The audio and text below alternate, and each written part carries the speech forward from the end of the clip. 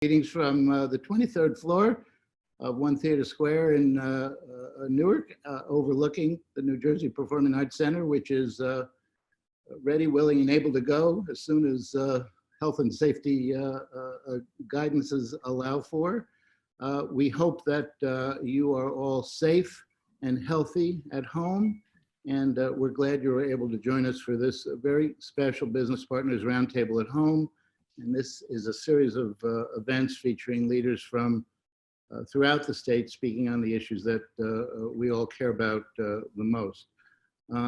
These programs have been popular events at the Arts Center for many years, and now that our campus is closed, we've recreated them in an online setting, and we've opened up these opportunities to hear from our leaders to our members, the members of our sister Newark nonprofits and other organizations, and many others. Today, we're really pleased that the leaders of the New Jersey Pandemic Relief Fund, including founding chair and First Lady of New Jersey, Tammy Murphy, and CEO Josh Weinreich, are with us to talk about the organization's founding, its mission of alleviating the impact of the pandemic on vulnerable communities, and its next steps. We're grateful to our sponsor for this series, PNC Bank, for making these events possible, and to our Thoughtful Business Partners Committee Chair, Joel Sherman of Atlantic Tomorrow's office. So just to remind you of our timing this morning, this is a 45-minute session, a half an hour or so of moderated Q&A with me and our panelists, followed by some questions we've collected from you. So let me introduce our panelists. Tammy Murphy is the First Lady of New Jersey and the founding chair of the New Jersey Pandemic Relief Fund.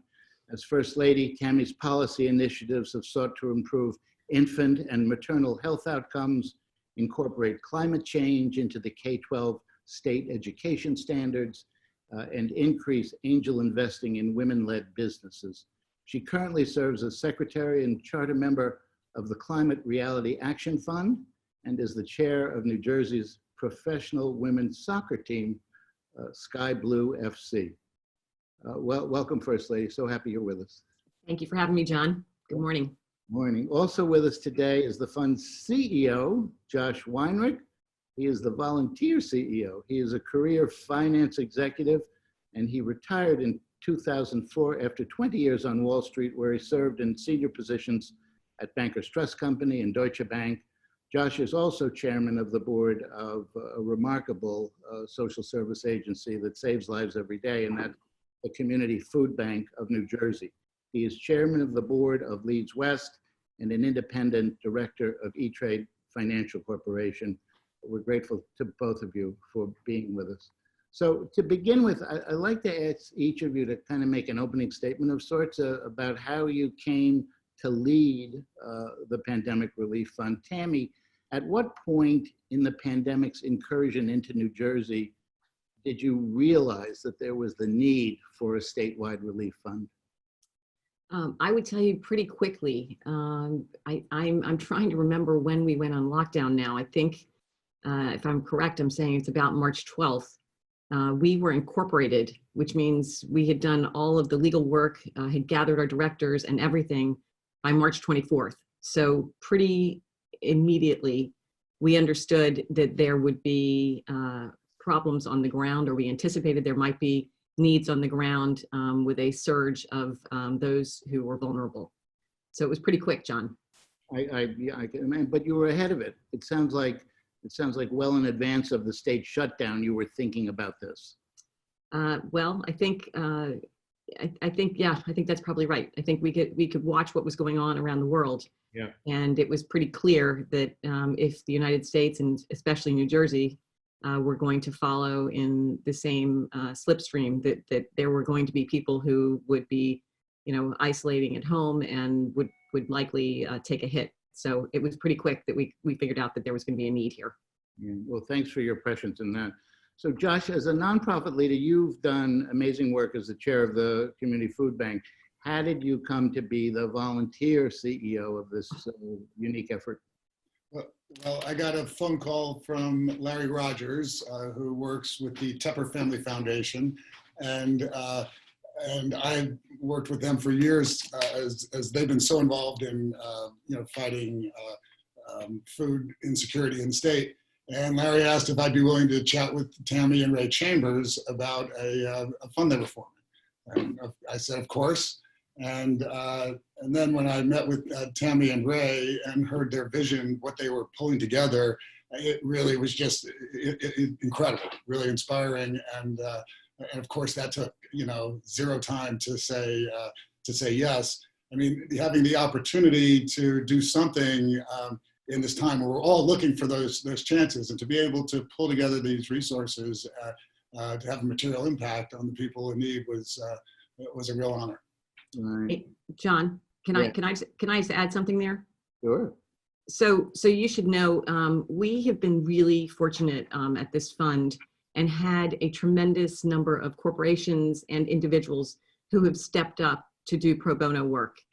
Probably the first instance of that is when we had Spencer Stewart, who offered and indeed stepped up and actually did a CEO search for us, a proper CEO search for us, that included international candidates and candidates from all across the United States.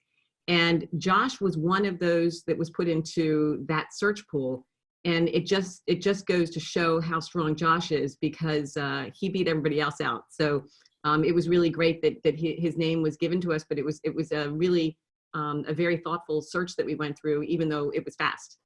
Right. So we are exceedingly excited, and I'm not sure if others heard you say this at the outset, but I would like to say not only did Josh himself step up and take on this challenge, but he has donated money to our fund, and on top of that is working completely pro bono as our CEO. So hats off to Josh Weinreich. Yeah, absolutely. And I can only imagine, Josh, that your work as the chair of the Community Food Bank probably continues parallel to this work, because that is certainly life-saving work right now, for sure. So the leadership of the fund is made up of some amazing and sort of fascinating individuals. Don Katz of Audible, Ray Chambers, who was the founder of the Arts Center, among other things, Tanuja Denny at the Dodge Foundation. What were you looking for in assembling a leadership cohort for the fund? Either of you guys. Well, I'll start, and then Josh, you can chime in. I would tell you that we were looking for leaders, as you've accurately pointed out. We were also looking for diverse skill sets and backgrounds. Obviously, this pandemic is impacting every aspect of our, every person, no matter what their discipline, and every area of our state, every business, every enterprise. And so we were trying really hard, and continue to, by the way, to identify those people who could represent different, different interests across our state. And, I mean, you've some of those that you've just named, representing everything from Tanuja, for example, with the Dodge Foundation, with the arts, and, Ray with his business hat on is involved in so many things, and Don Katz at Audible. Those are just, 3 examples of an incredibly strong board that is, is diverse, is geographically diverse, ethnically diverse, and certainly in terms of their skill sets and their interests as well. Great. Once the fund got underway, and Josh, maybe you can start with this one. What was your initial thinking on the process of fundraising? Where do you start an effort that is as clearly massive as this? I understand that to this point you've raised over $30 million. Yeah, I think the start was raising awareness. We started to talk to people about what our goals were and what we were trying to do. And, it really was amazing. The people of New Jersey, as we know, are looking for opportunities to help. And as soon as we were able to articulate what we were going to bite off and how we were going to approach it, we started getting people to sign up and support us. Tammy has in large part driven that process from beginning to end. But I also add, each board member, as people have come on and have reached out to their networks, this has just continued to spiral. I think we we now have overall 55,000 donors have That's extraordinary. Tammy, a thought on that? Yeah, I mean, I agree with what Josh said. I mean, it has been, first of all, every person on our board obviously has given, but we actually have, I think, 129 donors who have given $10,000 or more. So that tells you with over 55,000 people who have donated now, the bulk of the momentum for this is coming from the small checks and the small donations where people are digging in and trying to help, because we are incredibly fortunate that one of our board members, our founding major donors, is underwriting our administrative costs. Wow. And that in turn means that every penny that comes in is going right back out to the front lines to help those who are most in need. And that's a great talking point. You know, I mean, that really speaks volumes for what we're doing, because we're not, you know, all of us are donating our time. No one's taking a salary. It's really just a group of very dedicated individuals and organizations who are coming together and trying to do their best for those in need across our state. But it's been we've had some successes, and you know, we have more to do. So we'll keep on it. And I'll just add, it really did help. Starting to get the ball rolling was critical. So having, you know, Ray Chambers and David Tepper and Laura Overdeck and a very small handful of people really make, you know, foundational gifts was really a way to get this thing started. And the momentum picked up from there. Right. It's a coalition of the willing. And you know, as I just, in my business, when you try to book a show, if you get a couple of great names at the top, a lot of other people will often join in along the way. So I think it's great that those leaders stepped up the way they did as early as they did. Talk about the greatest need that you identified when you got started a few months ago. Was it PPE? Was it food insecurity, mental health, rent relief? And then as the pandemic has advanced and continued, how have those needs evolved? You know, right off the bat, it was clear that food insecurity was going to be a major issue. So that was a bright line, and PPE was also right in front of us. We quickly ascertained that we couldn't do much in the PPE area. It was a matter of scarcity, and we didn't bring anything to that. We were able to do a little bit, but that was not something that we saw we could have a big impact in. Food was different. We identified that the food banks initially were, you know, well positioned for the next 20, 30 days at the time.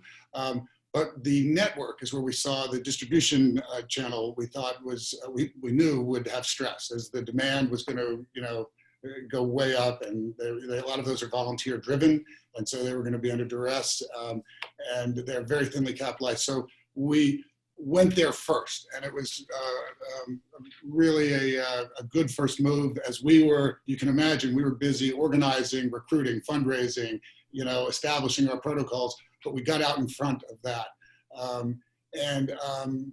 You know, you said, how did it evolve? We then subsequently, and let me just tell you a little bit too, you know, our thinking was, in terms of prioritization, we wanted to do things we could to stop the spread, first of all, of course, and then support the, you know, healthcare community everywhere we could. And then looking at the vulnerable populations is, you know, was our primary focus. And I think on the stop the spread, you know, using some social media to try to encourage social distancing was one of the things we tried to do right out of the blocks. And as I said, you know, start on food.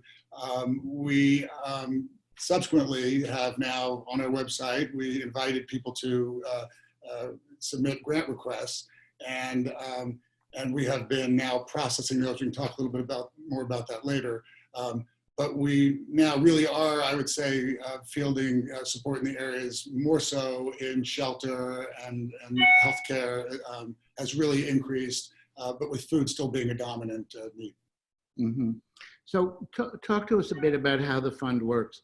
My understanding is that the plan is to use the fund to boost the capacity of organizations that are already on the ground helping communities. Is that right? Was that the thinking behind growth?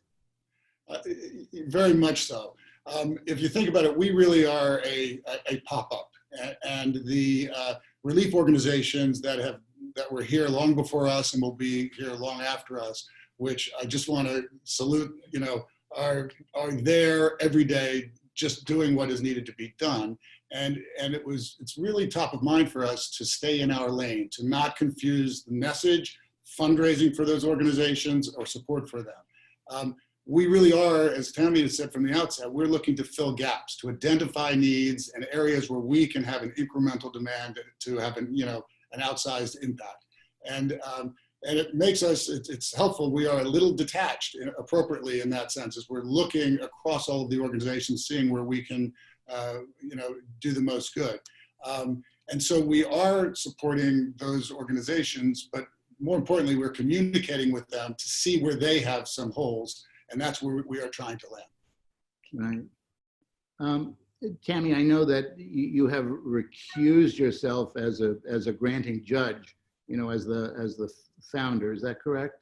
That is correct.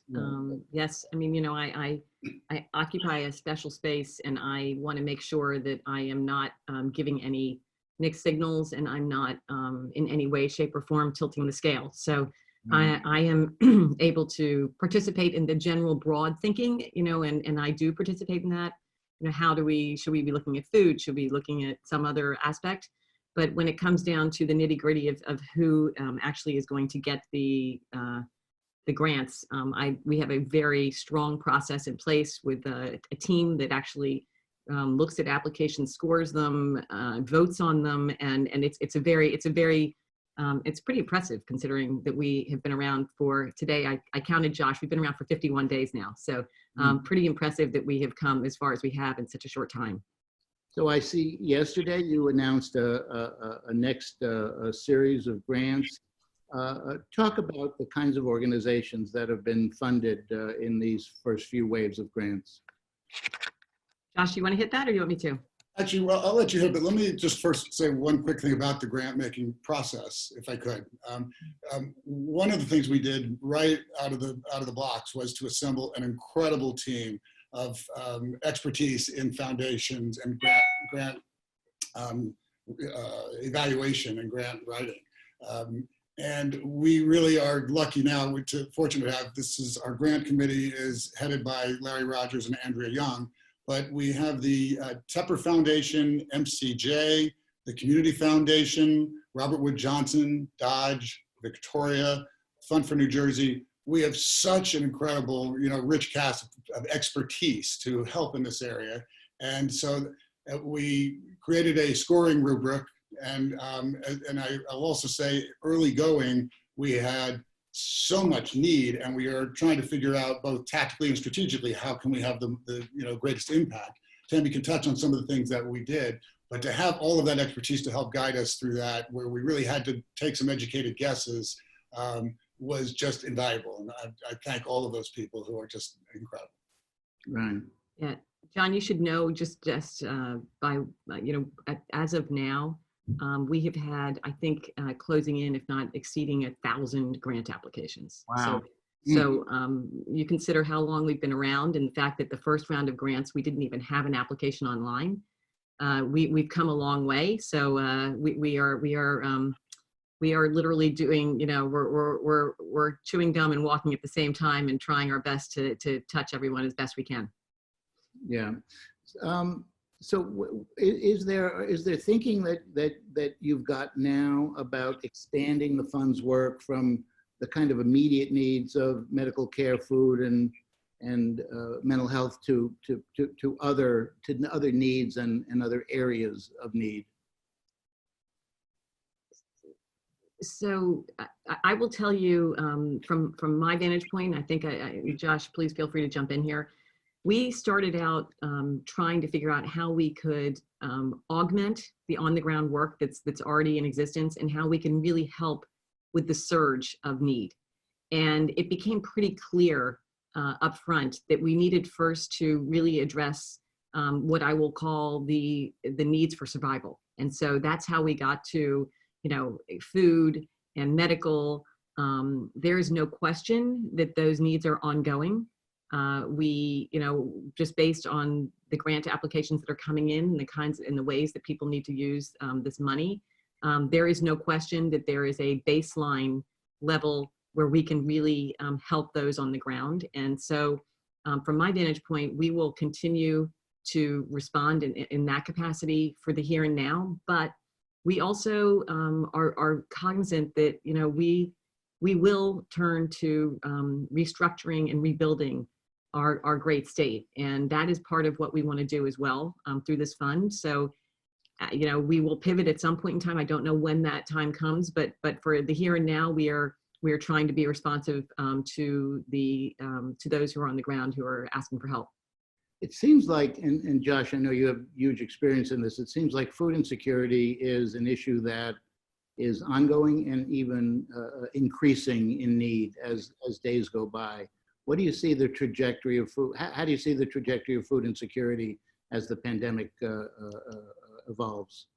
Yeah, I think it's good to start with the fact that remind everybody that before the pandemic, we already had a tremendous imbalance in the state, and perhaps 10% or so of our population was food insecure. So then, introduce the pandemic. As we know, the economically disadvantaged get hit disproportionately hard when something like this happens. And that's not just food, that's also in healthcare and in housing. And so we also know from past, emergencies, Sandy is an example, it takes longer to recover. This population doesn't just bounce back. So they need our focus and time and attention, and they will for quite some time. So when we start talking about, flattening the curve and, coming back and looking for that, the optimism and starting to build, which is so important as next steps for the state, for all of us, this population is not going to bounce as quickly. We know that. And so it's a different trajectory. And I think we're going to have to stay with it for a long time. The other thought, a number of people are, the pandemic is causing us to think differently, to think creatively, and most people are not thinking in terms of let's go back to a normal state. That's gone. And so as we're trying to solve these, urgent problems, I think we're hoping that when we address them in a way that we end up in a better place, actually, not back to where we started, because that wasn't ideal to begin with. And I think that is actually happening. There's a resilience, and when I look at the relief organizations who are, doing more with less right now, we're also being forced to figure out what are better ways to approach this problem. So I'm actually optimistic that we're going to come up with better solutions, but that's different, John, than that population is going to need help for quite some time. Right. So as you guys know, I run the state's anchor cultural institution. The nonprofit arts sector is, certainly a huge, multi-hundred million dollar business in our state. Talk about the fund's sense of where the nonprofit arts sector fits into your thinking going forward.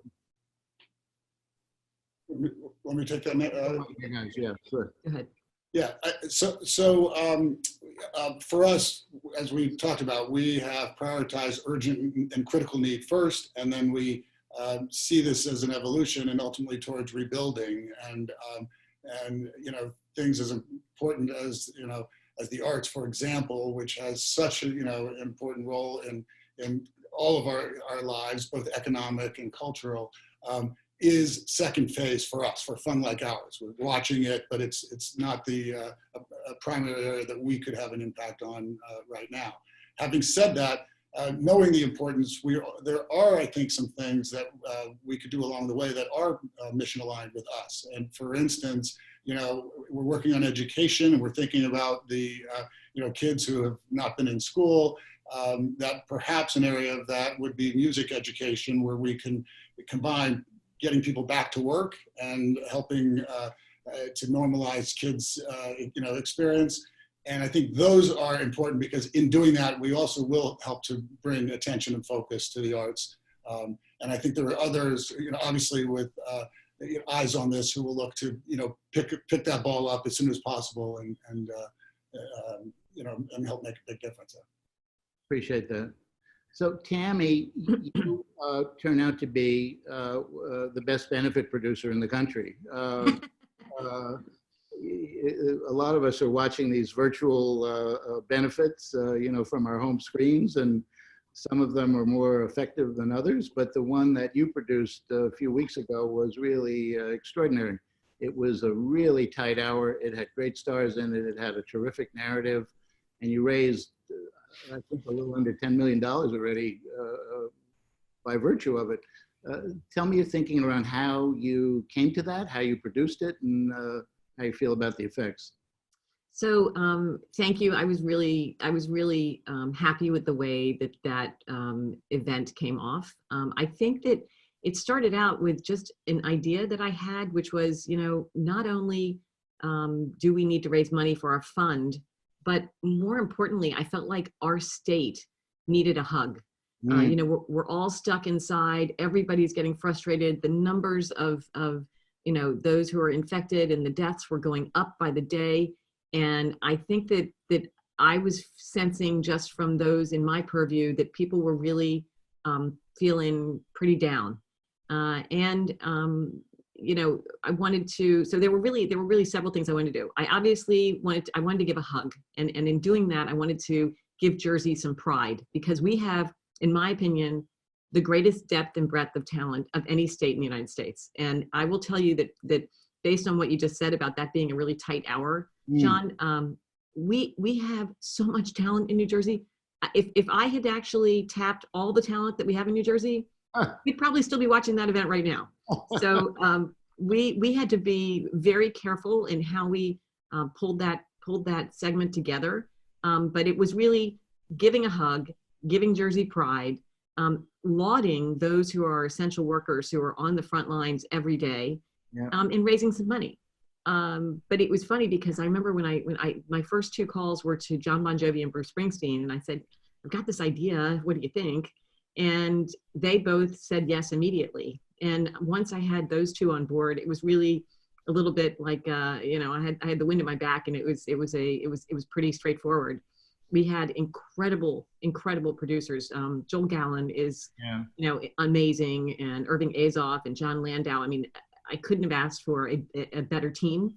Yeah. And everybody I spoke to who, I pleaded with them for help, everybody stepped up, and that's what we are in Jersey. Yeah. That Jersey pride. Yeah, it was so wonderful to see on that screen all the talent, all the Jersey talent, and I bet a bunch of people who were watching didn't realize, the depth of talent that calls Jersey home. That was a great reminder. So it was indeed a great big hug. So, congratulations. And John, it's worth noting, I mean, Tammy really is the leader of our fund. And in so many ways, she sets the pace, and we all do our best to keep up. But in this case, she really just came with this vision and said, this is and the hug, and this is what we're doing. And she did, assemble a team to help. But she drove that from beginning to end. It really was amazing to watch and watch happen, in addition to watching the event. And it also, I think, inspired the rest of us to push a little harder, because, from imagination to implementation, we watched our leader make that happen. So that was incredible. Great. And you know what else? What's also great about it is people all over the country watching that understand who Jersey is better based on that show. So, from a fundraising perspective, bravo, but also from a understanding nationally of folks about who Jersey is and what Jersey is doing, also bravo. So there's that. Talk to us a bit about next steps. New Jersey seems to be successfully flattening the curve of the pandemic at the moment, thanks to the governor's leadership, to your leadership, Tammy. How acute is the need in stressed communities now? Is that need lessening at all, or has the economic impact of the pandemic only grown daily? I would ask Tammy if you would start with that. Sure. Well, I mean, listen, I think we all know that the stress is growing. I mean, it's growing when you have people who are out of work, and people who are, doing what they're supposed to be doing, which is staying home and social distancing. So I would say that the need, as Josh just articulated, was great in advance of this fund's existence and in advance of this pandemic, and it's only been exacerbated. So yes, we are flattening the curve. There's no question, but I would tell you that the economic impact is vast, and we are working as best we can diligently to address this and to help us move the state forward. Josh, you should jump in there too. Yeah, I actually was going to just mention also, if I could, and Tammy, maybe you want to talk about in-kind donations. Oh, yeah. We have so many people, and I just want to, people who want to help and they're looking for things to get involved, ways to get involved. And one of the things that is so powerful is just raising awareness, talking about it, because people are listening and other people have ideas and that they bring to that and resources. And we've seen a number of I'll call it grassroots efforts that we're going to try to institutionalize and make a bigger deal. People who are adding, let me kick over to Tammy, just talk about a couple of the things that have happened. I think they're good examples, and we're going to be doing more things like this. Well, really, we've had just such an outpouring at every level for this fund. And it's not only those who are, so it's the people you're seeing, it's Josh, it's Tammy, it's Ray, it's, Laura, it's Don Katz, it's all these people who you're seeing, but there's also an entire team behind them. So we've got, our PR group, Evergreen Partners, is working pro bono. We've had some help from McKinsey along the way. I mean, there's just enormous resources that are being brought to the table. Additionally, in addition to our over 55,000 donors, we've also had some really ingenious fundraisers that are being done at the grassroots level. So we've had people who are, for example, there just a couple that come to mind. There's been T-shirt contests where the proceeds that you give to buy your T-shirt, all the net proceeds are going to our fund. People who have lost someone during the course of this pandemic are asking for memorial contributions to the fund. Birthday gifts are coming into the fund. Photo challenges. I mean, there's just an enormous stepping up across our state. And then there's a whole nother layer, and that is the in-kind donations that people have made. And there are at least 3 I can think of, and off the top of my head, but there are many more than this. We have had a group. Josh, I'm going to let you talk about the technical piece in a second. So we've had Target, who's stepped up and given, I think maybe we're up to 140,000 masks to the fund for us to distribute. We have had Allbirds, the shoe company, that has stepped up and given 250 pair of shoes to our frontline workers. And then we've had, those are organizations. And then we've had a very heartwarming group of students from Princeton University who have stepped up and are actually providing electronic devices to field hospitals, and now are moving into other hospitals around the state to enable people who have not had the chance to communicate with their loved ones or their friends when they go to the hospital, give them that chance so they can actually communicate with people outside. But Josh, you should talk a little bit more about them, because that's a really heartwarming piece. Yeah, I just think it's so powerful. It was a simple idea that COVID positive patients who we're reading about who can't communicate with their families. And so it started out really as this thought of if they could gather, these students could gather some tablets and phones and bring them to hospitals, would that be useful? And they brought the idea to us, and we said, if you reach critical mass, if you had 100 of these, we talked to the field hospitals, and they said, absolutely. And they built on this, and they delivered, and it was phenomenal. And then they asked, well, we think we have some momentum, we could go bigger. And so we went to the New Jersey Hospital Association and said, is this a broader problem? And they said, of course, it's not just COVID positive, because all hospitals, visitors are restricted. So anybody without a phone is also isolated from their family. And so we now are expanding that. And it was just so simple and basic and so impactful. So I love that idea. And I think it's an example for all of us to think about. There's just right in front of us. There's opportunities and we should grab them. And then in talking about that, I've just, one of our board members from PSEG, Rick Thigpen, was thinking about this, and he connected us to the New Jersey Tech Council, and we said, could we systematize this? Now that's sort of a teaser because it's in progress, but now that I've announced that, we'll be implementing that shortly. Because again, if we can there's so many people who have resources and want to help, and if we can connect them with the areas of need, that's going to be just a huge value. You have a lot of smart, important folks listening in who really care deeply about our state and the future of our state right now. Where can folks go if they want to offer financial support, in-kind support, thinking that might be useful? Is there an email folks can go to be in touch? Josh? You can reach us on our website, NJPRF.org. So many of you people are out there. I'm curious if anybody here hasn't heard from Finn Wentworth or Hans Decker. That's just a challenge. And if you haven't, you will soon. But I think that's the best way to reach us, John.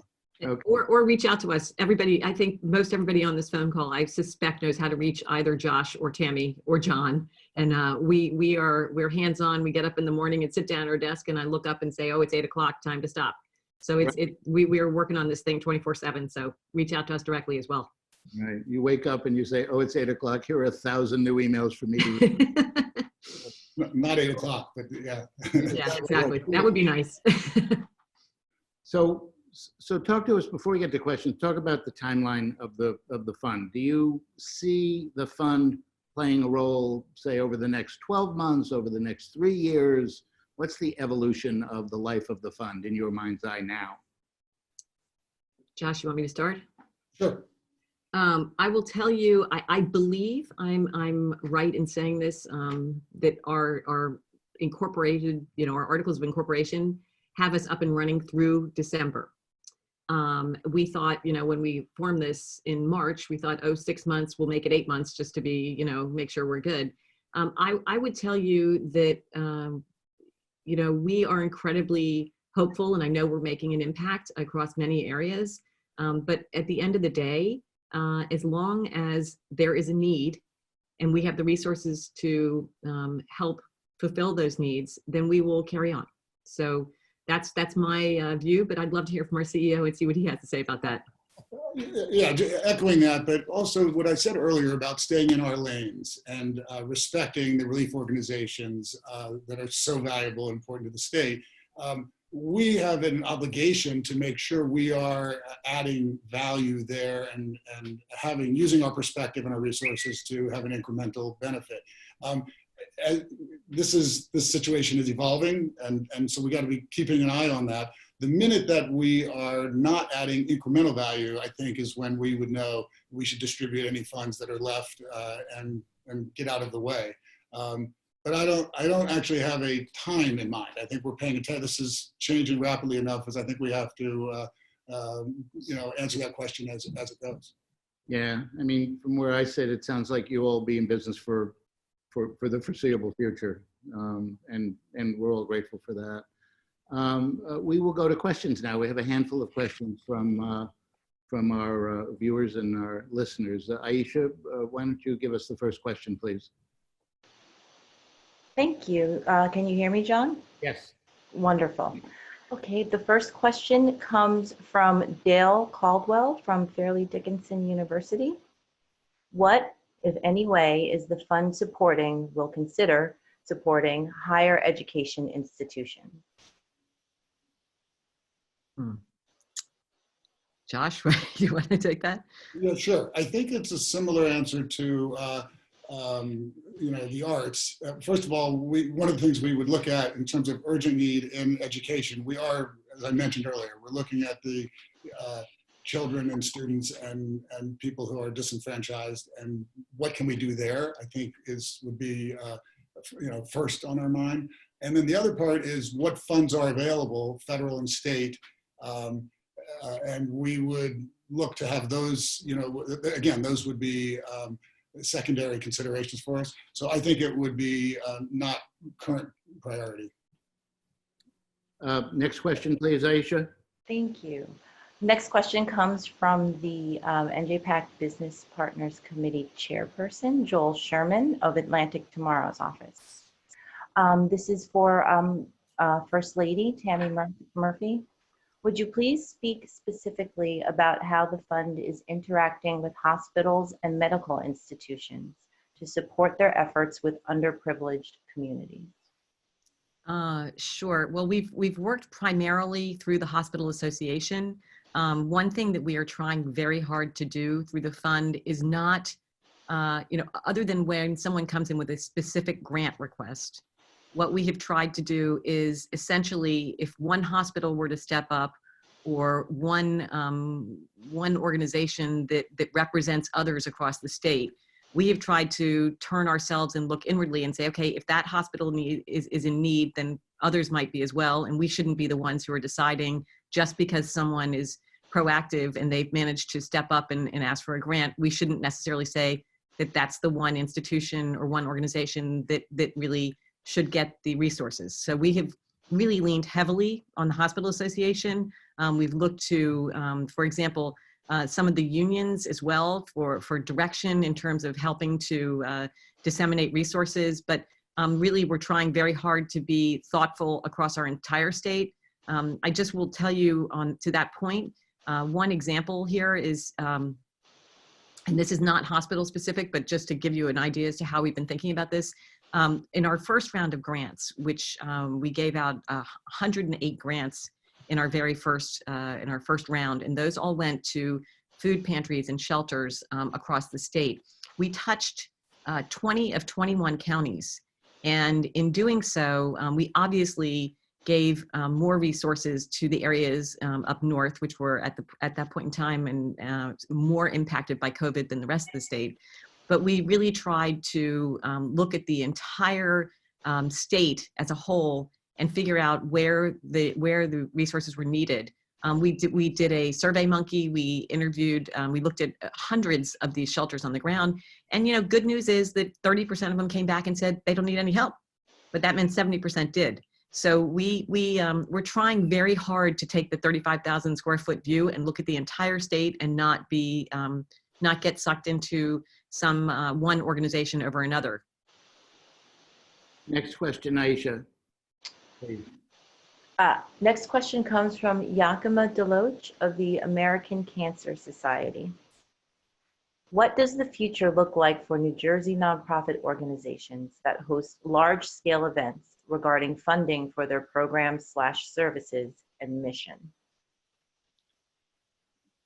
That's an interesting question. I think I'll just, I don't know. But I do think that for those of us who are thinking about going back to normal, the same thing I said before applies. I think that we're going to have to, not-for-profits are going to have to evolve and change and not assume that that's going to be a primary fundraising mechanism.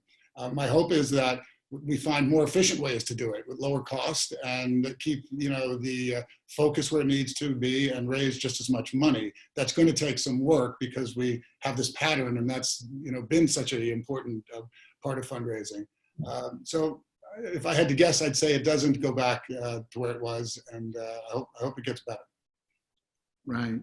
So we've come to time, and we are so grateful to both of you for taking this 45 minutes and educating us about the work of the Pandemic Relief Fund. It's a genuinely life-saving work, and we appreciate everything that you guys and all of your volunteer leaders do every single day. If you were to give us some parting words of wisdom and inspiration, those of us who are sitting at home, thinking of ways that we might be useful, that we might do good in this time of crisis, what would you say to us? Start with you, First Lady, please. Listen, first of all, thank you for this. Thank you for having us. We were really excited to join you this morning, John. So thank you for thinking of us and allowing us this good chunk of time. From my vantage point, I will just say that, again, the number of people across our state who are coming together to help everyone else is so heartwarming.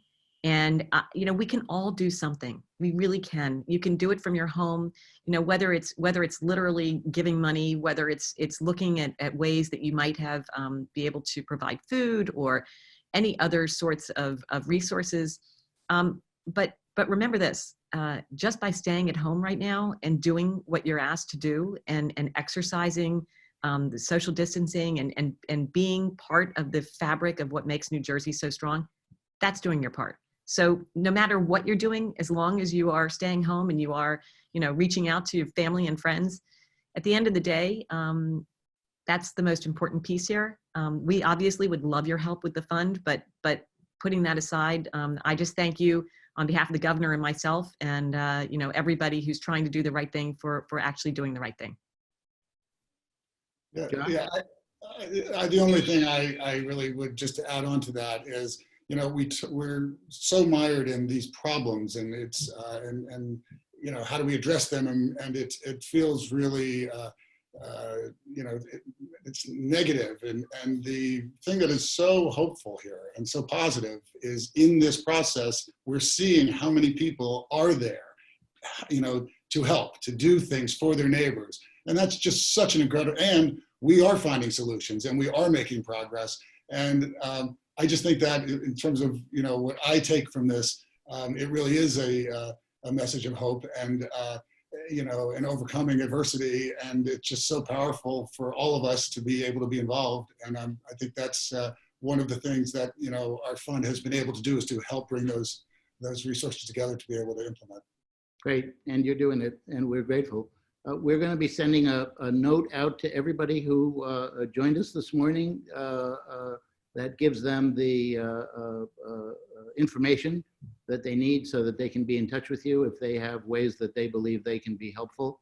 So I hope that you'll get a bunch of communications in the next couple of days.